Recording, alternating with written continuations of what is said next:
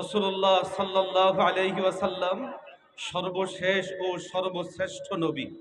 নবীজি সাল্লাল্লাহু আলাইহি ওয়াসাল্লাম আমাদের জন্য আদর্শ মহামানব।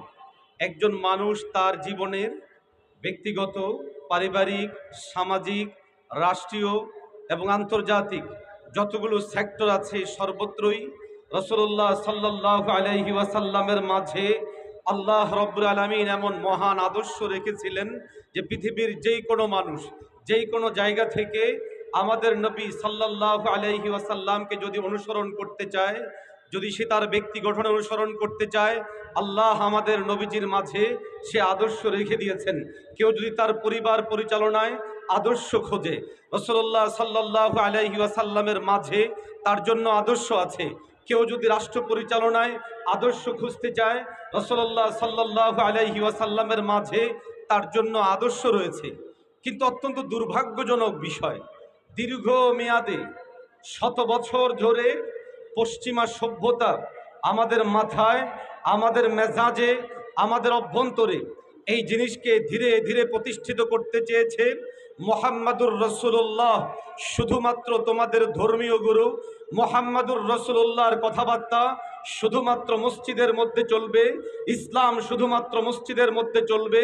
পয়গম্বর আলাইহিস সালাতু ওয়াস সালামকে এই খণ্ডিত ও আংশিক উপস্থাপন করার কারণে গোটা পৃথিবীর মিল্লাতে মুসলিমা নবী মুহাম্মাদুর রাসূলুল্লাহকে জীবন দিয়ে ভালোবেসে ব্যক্তিগত জীবনে নবীজির আদর্শ বাস্তবায়নকে যতটা গুরুত্ব দেয়, অথবা এর চেয়ে একটু আগ বেড়ে পারিবারিক জীবনে নবী মুহাম্মাদুর রাসূলুল্লাহর আদর্শ বাস্তবায়নে যতটা গুরুত্ব দেয়, নামাজে যতটা গুরুত্ব দেয়, রোজায় যতটা গুরুত্ব দেয়, হজে যতটা গুরুত্ব দেয়, রাষ্ট্র পরিচালনায়, সমাজ পরিচালনায়, বিচার ব্যবস্থায় আল্লাহর নবীর সেই আদর্শকে বাস্তবায়ন করতে চায় না, দিতে চায় না। ফলাফল এই দাঁড়িয়েছে, একের পর এক কখনো কখনো আমরা লালনবাদ কর্তৃক আক্রান্ত হয়েছি, কখনো কখনো লেনিনবাদীদের কর্তৃক আক্রান্ত হয়েছি, কখনো কখনো ন্যাশনালিজম জাতীয়তাবাদীদের কর্তৃক আক্রান্ত হয়েছি, কখনো কখনো সেকুলারদের কর্তৃক আক্রান্ত হয়েছি।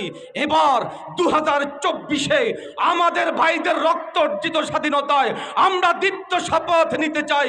আর খণ্ডিত উপস্থাপন নয়, আর খণ্ডিত ইসলাম নয়, ব্যক্তি থেকে শুরু করে রাষ্ট্রের চূড়ান্ত পর্যন্ত ইসলাম বাস্তবায়ন করতে হবে।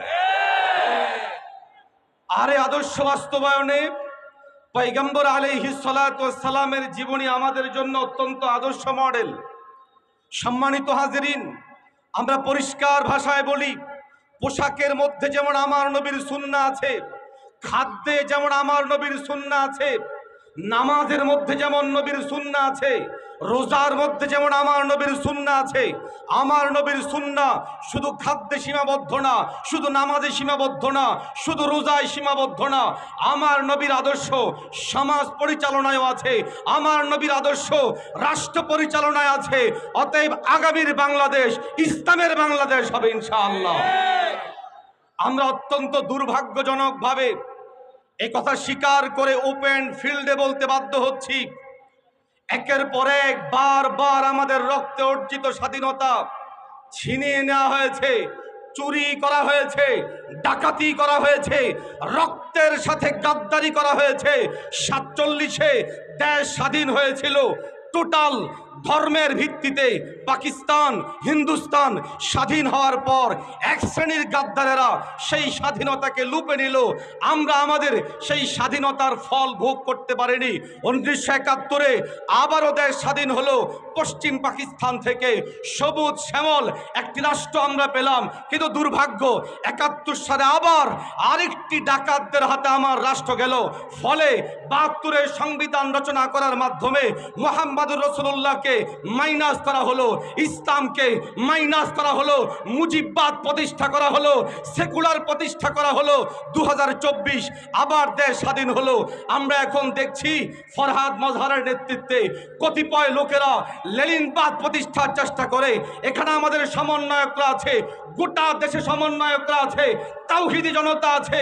ঢাকার শাহবাগে যেটা ছিল আন্দোলনের মূল কেন্দ্রবিন্দু, সেখানে যিনি বীর বিক্রমে তার হাজার হাজার হাজার সৈন্যবাহিনীদেরকে নিয়ে, মুজাহিদদেরকে নিয়ে, মুরিদদেরকে নিয়ে একতাবদ্ধ হয়ে সেই দিন সংগ্রাম করেছিলেন নায়েব আমিরুল মুজাহিদিন মুফতি সৈয়দ মোহাম্মদ ফয়জুল করিম।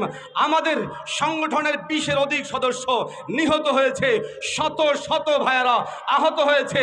2024-এর এই স্বাধীনতাকে ফরহাদ মজহারদের নেতৃত্বে যদি লালনবাগ প্রতিষ্ঠা করা হয়, তাহলে আবার একটি যুদ্ধ হবে, আর আগামী দেশ হবে ইসলামের বাংলাদেশ।